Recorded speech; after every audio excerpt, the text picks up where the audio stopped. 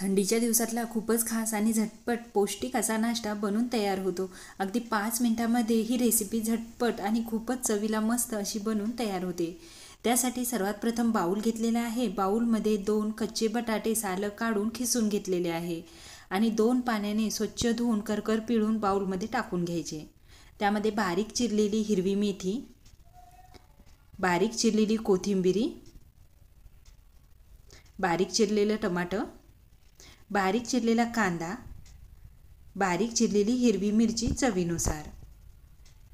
आता थोडंसं अद्रक खिसून घालायचं आहे। जर तुम्ही लसण खात असाल तर लसण अद्रक एकत्र वाटलं तरीही चालेल। त्यानंतर धना जिरा पावडर टाकायची आणि 2 चमचे बेसन पीठ टाकलेलं आहे। आता हे सर्व टाकल्यानंतर छान असं मिक्स करून घ्यायचं। त्यानंतर 1 वाटी यामध्ये रवा घातलेला आहे। आता जो आपण उपम्यासाठी रवा वापरतो तोच रवा घेतला तरीही चालेल। त्यानंतर 1 लिंबाचा रस टाकायचा आणि छान हे मिक्स करायचं। त्यानंतर यामध्ये थोडं थोडं पाणी टाकून हे बॅटर छान असं भिजवायचं आहे। रवा जर जुना असेल तर थोडं जास्त पाणी लागेल।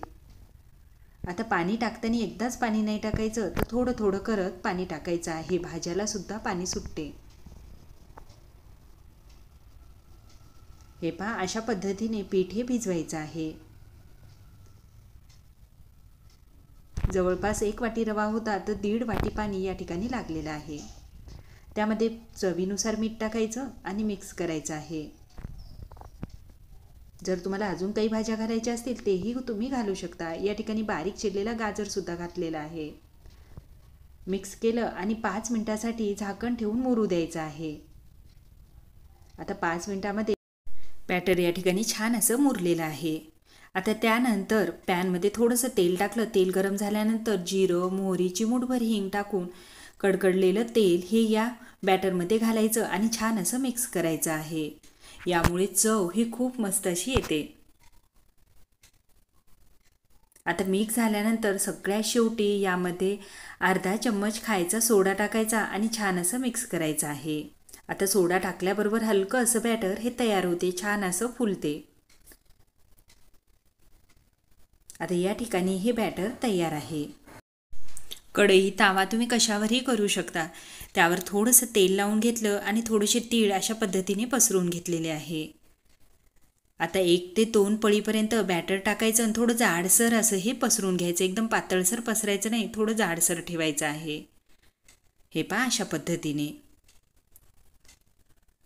आता पसरवल्यानंतर त्यावर थोडंसं तेल टाकून घेतलेलं आहे आणि गॅसची फ्लेम मीडियम ठेवायची। झाकण ठेवून जोपर्यंत वरची सरफेस सुकत नाही तोपर्यंत हे होऊ द्यायचं। तर पाहू शकता वरची सरफेस छान अशी सुकलेली आहे।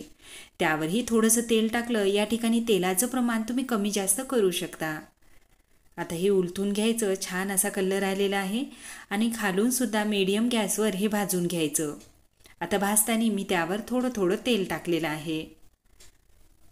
तेल टाकल्यामुळे खमंगपणा याचा वाढेल।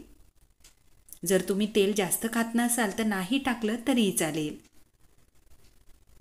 आता उलट पुलट करून दोन्ही साईडनं मस्त भाजल्यानंतर आपण हे काढून घेणार आहोत। तर अशाच पद्धतीने सर्व मी बनवणार आहे।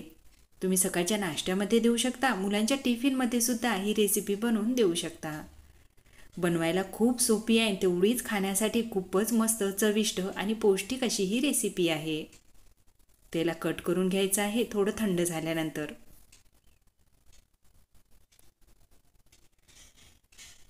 तर आतमध्येही पहा छान अशी जाळी आलेली आहे, बिलकुल असं गच्च सुद्धा झालेलं नाही। तर या ठिकाणी हे तयार आहे। तुम्ही सॉस सोबत, दही सोबत, चटणी सोबत किंवा नुसतं सुद्धा कशाही सोबत खाऊ शकता। खाण्यासाठी खूप मस्त, बनवायला खूप सोपी अशी ही रेसिपी आहे। आता ही करण्याची माझी पद्धत तुम्हाला कशी वाटली कमेंट्स करून जरूर सांगा आणि जर आवडली असेल तरच माझ्या चॅनलला लाईक, शेअर आणि सबस्क्राईब करायला विसरू नका। धन्यवाद।